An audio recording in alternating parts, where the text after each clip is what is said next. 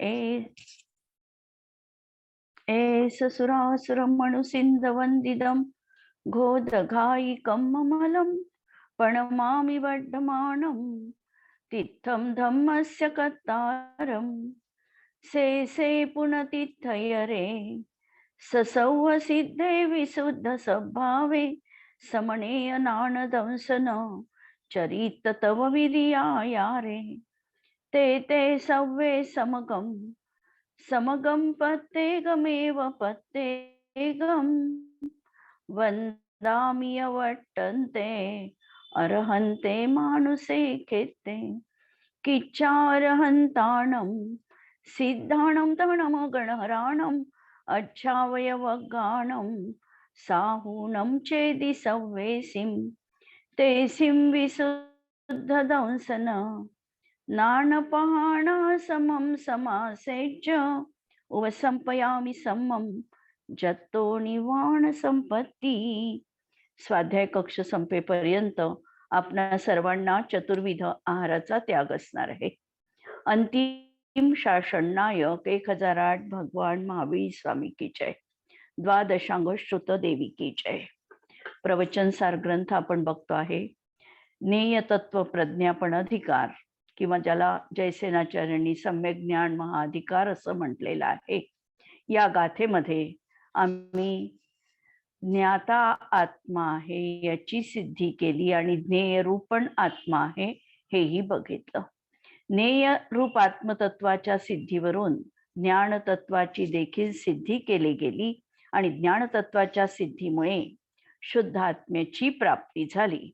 आणि अशा या शुद्ध आत्म्याचं ज्ञान पर्यायीच्या माध्यमातून अभिनंदन करणारी 126वी उपसंहाराची सामान्य ज्ञानतत्व प्रज्ञापन अधिकारातली ही गाथा आपण उपसंहार रूपामध्ये बघितलेली आहे. आणि या गाथेमध्ये जपा पुष्पाचं उदाहरण देऊन सांगितलं की ज्याप्रमाणे स्फटिकामध्ये स्वयं लाल रंगरूपाने परिणत होण्याची त्याची स्वतःची योग्यता असते आणि म्हणून जपा पुष्पाच्या माध्यमातून तो स्फटिक लाल झाला असं म्हटलं जातं. त्याप्रमाणे या जीवामध्ये देखील विभाव रूप परिणमण्याची याची स्वतःची योग्यता आहे. हा त्याचा कर्ता स्वयं आहे, पण कर्मोदयाचं निमित्त आहे म्हणून कर्मोदयाच्यामुळे हा जीव विकारी झाला अशा प्रकारचं कथन आगमामध्ये आपल्याला केलं जातं.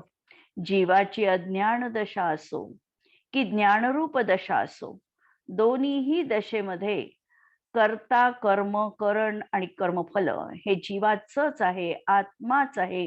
निमित्त कारणाला थोडं गौणता देऊन आम्ही त्या ठिकाणी आत्म्यावरच हे सर्व काही घटित करू शकतो. जे ज्याला प्राप्य आहे ते त्याचं कर्म साधन कोणतं वापरलं तर स्वतःच परिणाम हा साधन आहे. भोगतो काय तर स्वतःच्या परिणामांनाच भोगतो. आणि करता कोण तर हा स्वाधीन रूपाने स्वतःच्या परिणामांचा करता आहे. अशी या चारही गोष्टी आमच्या एक आत्मतत्वामध्ये घटित केलेल्या होत्या. आणि स्फटिकाचा आम्ही उदाहरण बघून त्या ठिकाणी वाक्य बघितलेलं होतं की अनादी प्रसिद्ध पौद्गलिक कर्मबंध उपाधीचा संपर्क संपुष्टात आल्यामुळे, म्हणजे कर्म उपाधी आता संपलेली आहे आणि त्यामुळे आत्म्याची सहज सुशुद्ध आत्मपरिणती विकसित झाली. म्हणजे आत्मा स्वयंशुद्धतेला प्राप्त झाला. त्यामुळे आता पुन्हा मीच पर आरोपित रागादी विकारांनी रहित झाल्यामुळे आता पर उपाधीनी जो राग सहित होत होता हा आता रागादी विकारांनी रहित झाला. कारण पर उपाधी उरली नाही. कर्माच्या सानिध्य, कर्माची उपाधी, कर्माचा उदय हे निमित्त कारण तिथे संपलेलं आहे आणि म्हणून हा एकांताने मुमुक्षु आहे. मुमुक्षु आहे, मोक्ष मार्गाचा पथिक बनलेला आहे. मोक्ष त्याच्या टप्प्यामध्ये आलेला आहे. मोक्ष त्याला दूरवर अंतरावर तो अनुभवत आहे. आता या क्षणीही माझा दुसरा कुणीही नाही, मीच एकटा सुविशुद्ध चिस्वभावाने करता आहे.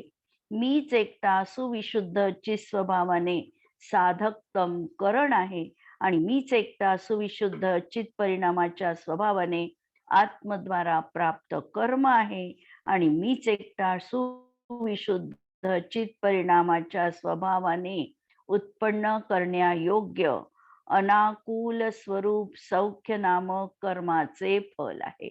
आणि म्हणून असं हे जे कर्माचं फल आहे, कर्मरहित असण्याचं अनाकुलता, हे तो अनुभवत आहे आणि याच्यामध्ये स्वतंत्र रीतीने असं हे चारही प्रकार, चार गोष्टी या ठिकाणी कथन केल्या.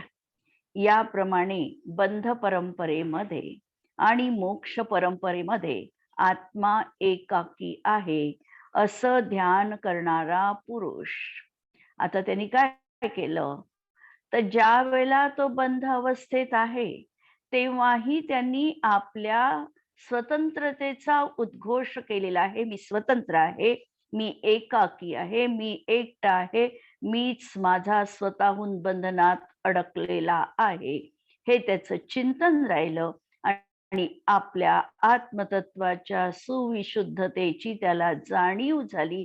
असं त्याचं जो चिंतन करणार आहे हा परमाणू प्रमाणे एकत्व भावनेच्या सन्मुख होतो.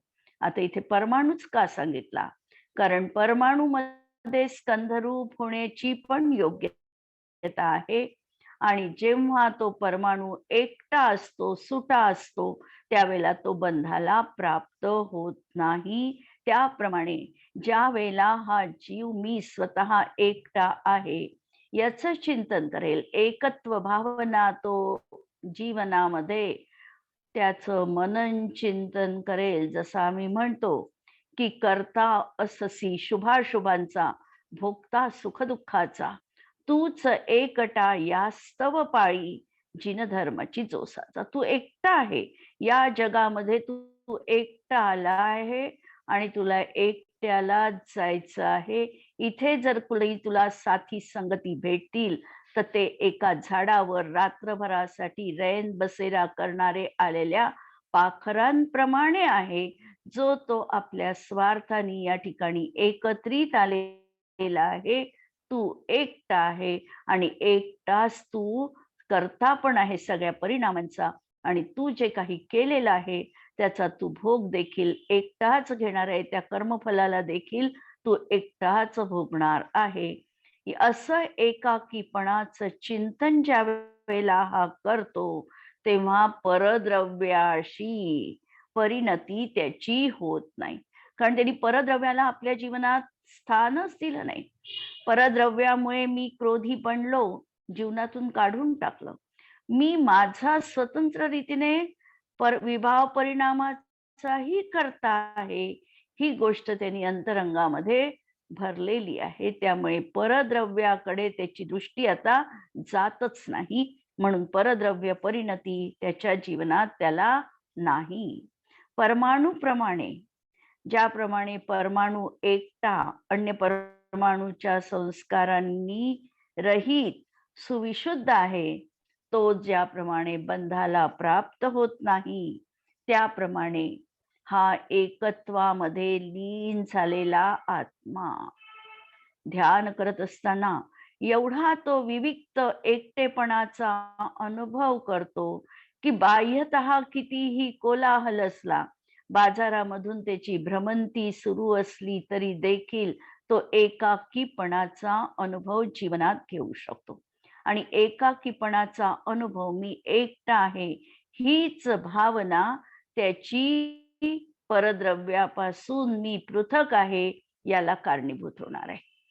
परद्रव्य सगळं जीवनातून बाजूला करत करत जे काही उरेल, शून्य उरणार नाही, ते त्याचं निर्भेळ अस्तित्व असणार आहे आणि ते अस्तित्व म्हणजेच मी आहे असं मानल्यामुळे, अशी प्रतीती झाल्यामुळे हा परद्रव्यानी संपृक्त होत नाही, परद्रव्यानी त्या ठिकाणी बद्ध होत नाही.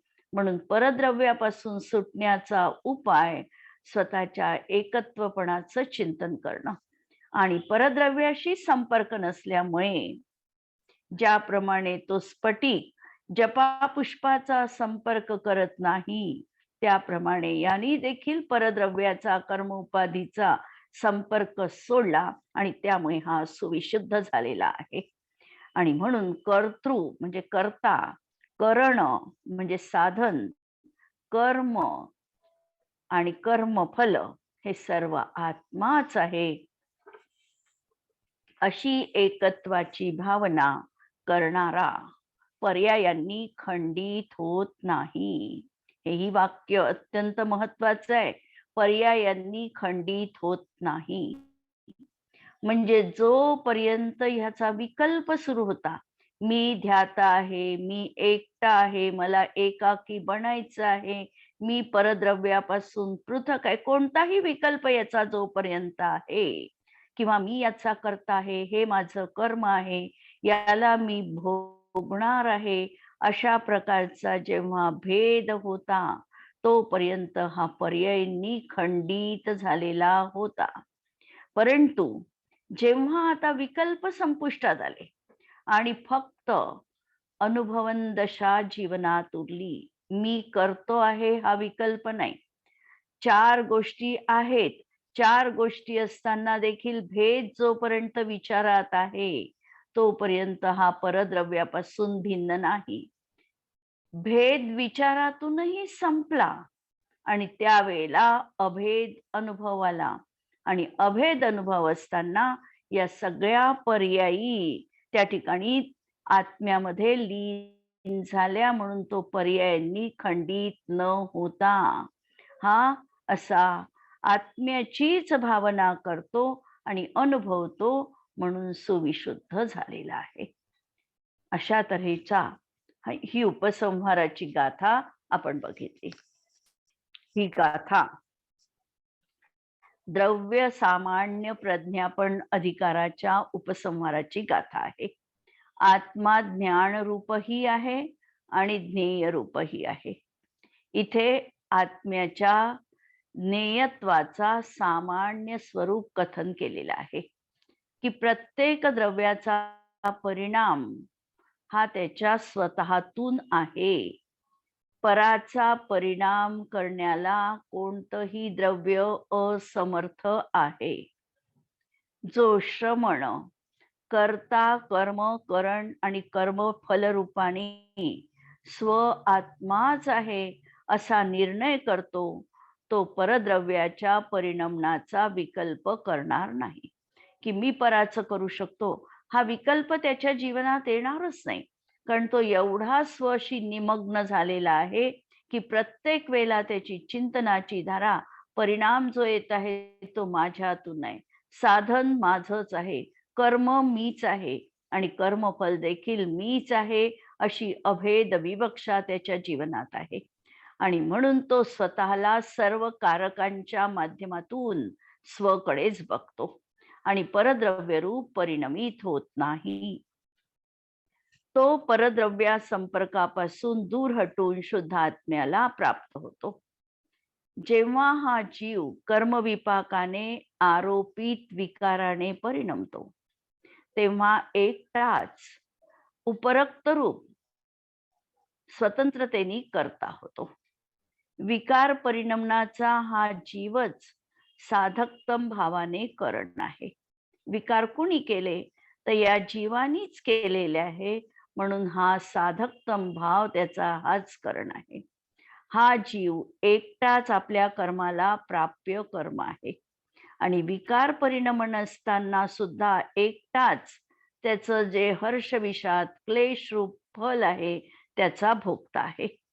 आणि जेव्हा हा जीव विकार परिणमनापासून हटून मोक्षाभिलाषी झाला, तेव्हाही हा जीव स्वतंत्रतेने कर्ता, कर्म, कर्मफल आणि करण आहे.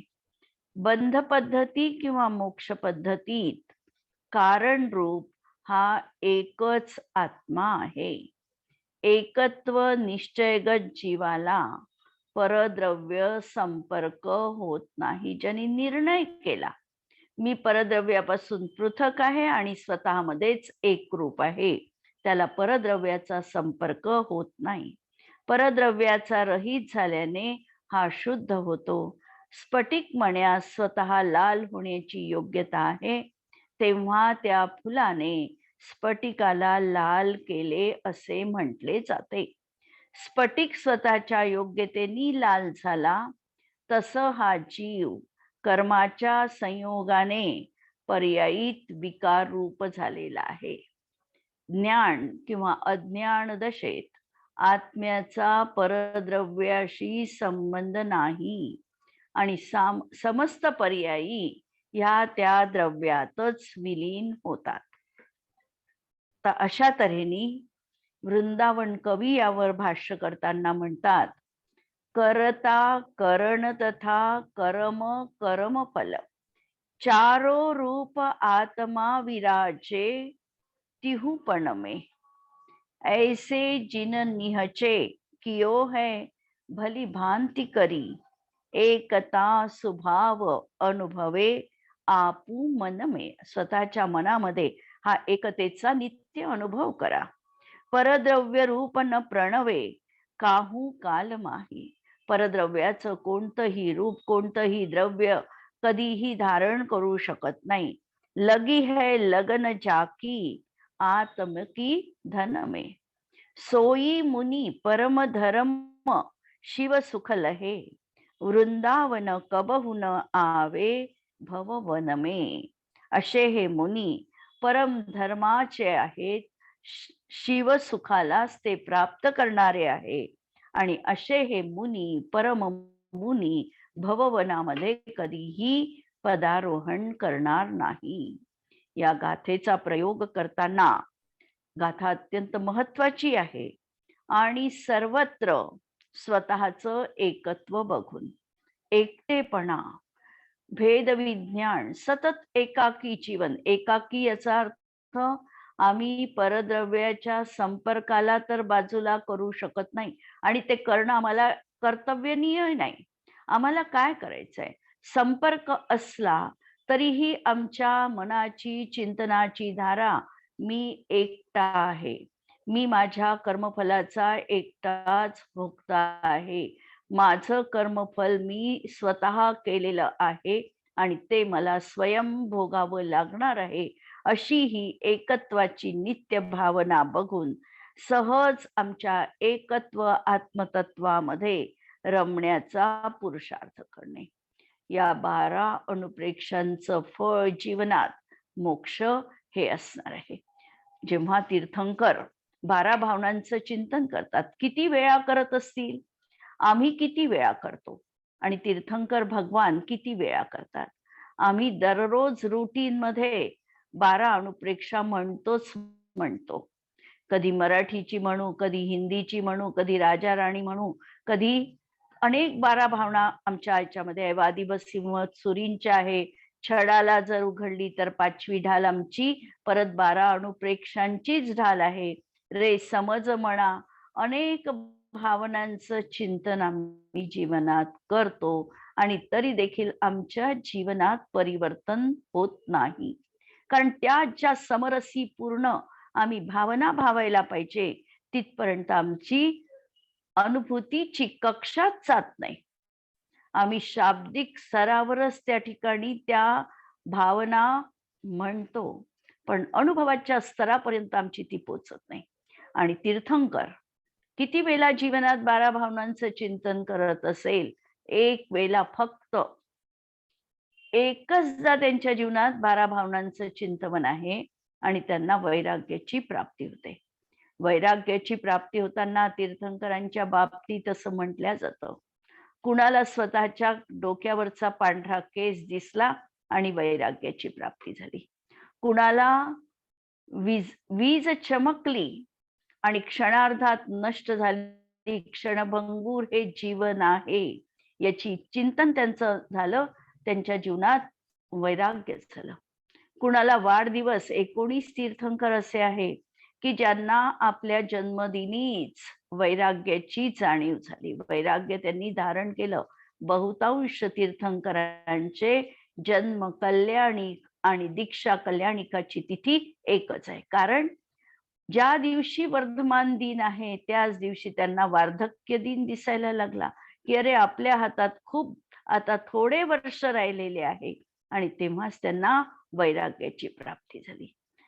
कित्येक तीर्थंकर त्यांना आरशामध्ये स्वतःचं रूप बघत असताना माझ्या जीवनात भावी काळात माझी आकृती कशी असेल याचं चिंतन, आणि त्यांनी जीवनामध्ये वैराग्य. आज असे ऍप निघालेले आहे की छोट्या मुलाचा फोटो तो 20 वर्षाचा असताना कसा दिसेल हे आम्ही ऍपनी बघू शकतो.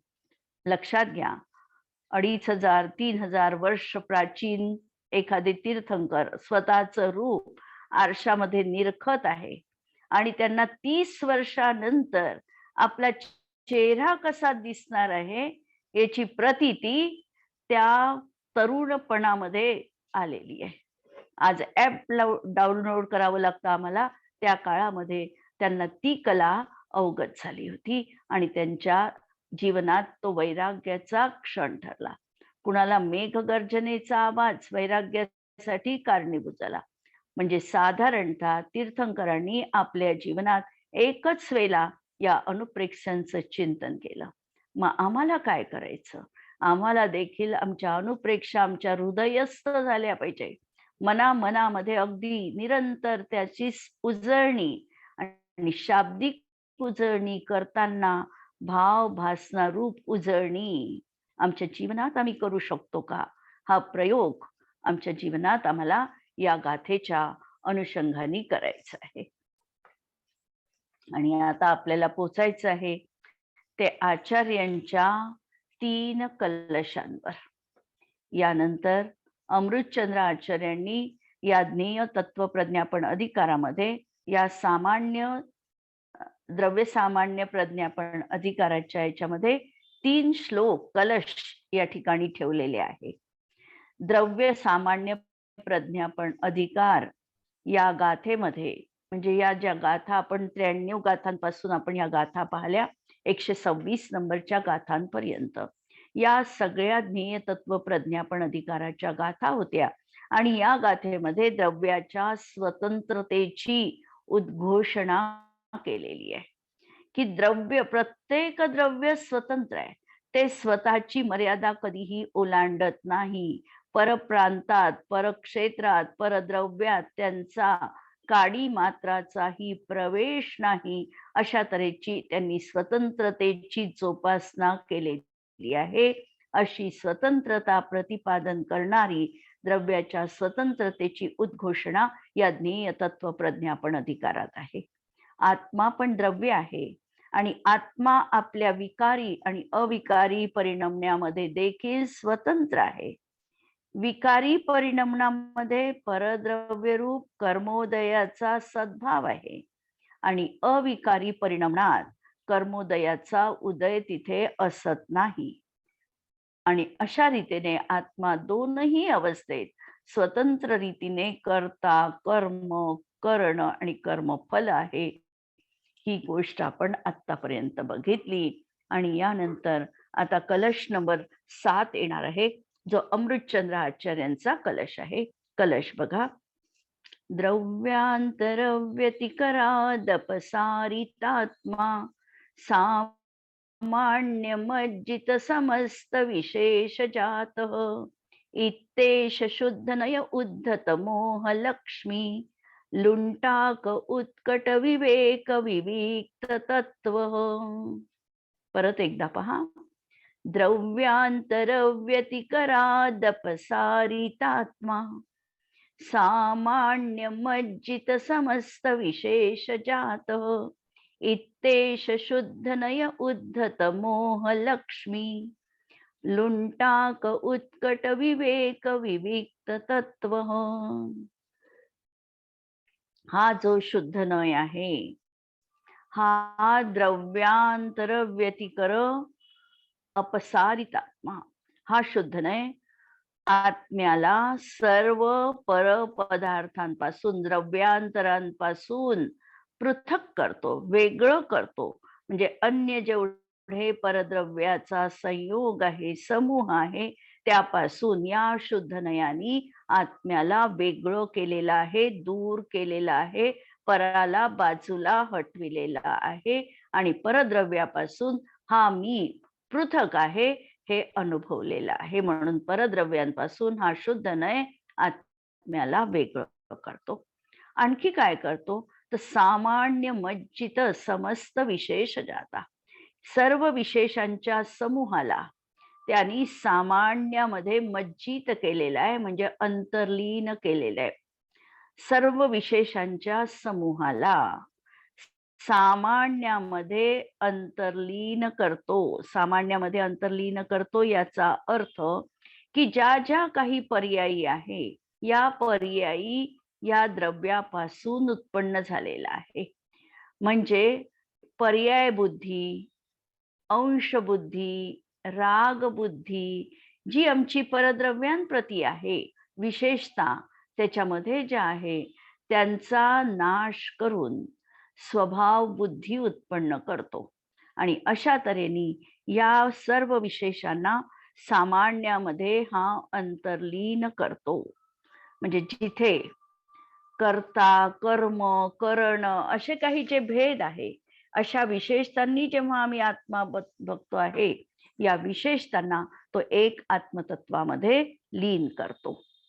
म्हणून सर्व पर्याय विशेषांना द्रव्यामध्ये अंतर्मग्न करतो आणि उद्धत मोहाच्या प्रभावाला पराभूत करून हा मोह कसा आहे, उद्धत मोह लक्ष्मी, मोहरूपी लक्ष्मी ही जी उद्धट आहे, वागण्यामध्ये अत्यंत ॲरोगंट आहे, अशा या मोहाच्या प्रभावाला पराभूत करून उत्कट विवेकाने कशाने पराभूत करायचं तर त्याचं शास्त्र देखील ते देखील आमच्याच हातात आहे की आमचा जो उत्कट विवेक आहे, उत्कट म्हणजे जो अत्यंत निपुण आहे, कुशल आहे, अशी जी आमची विवेक बुद्धी आहे, या विवेक बुद्धीनी हा आत्मतत्वाला काय केलेलं आहे, विविक्तता, त्याला इतरांच्या संपर्कापासून रहित विविक्त करतो, पृथक करतो.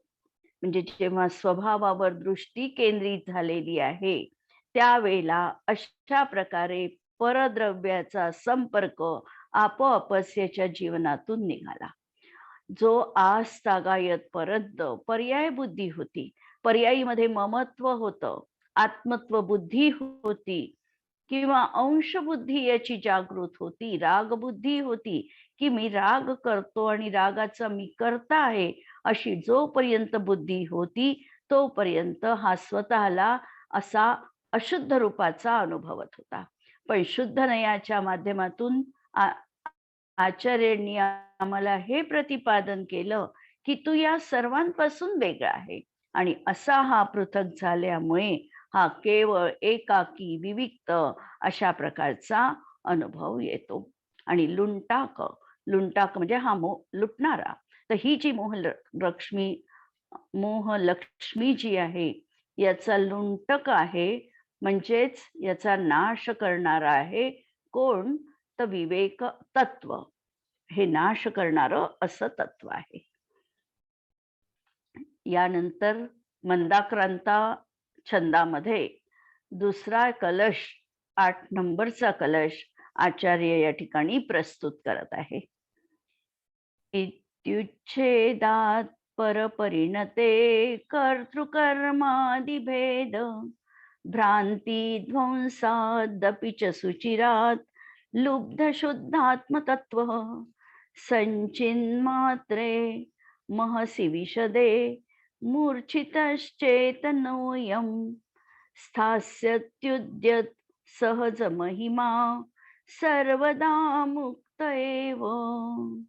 परत पहा.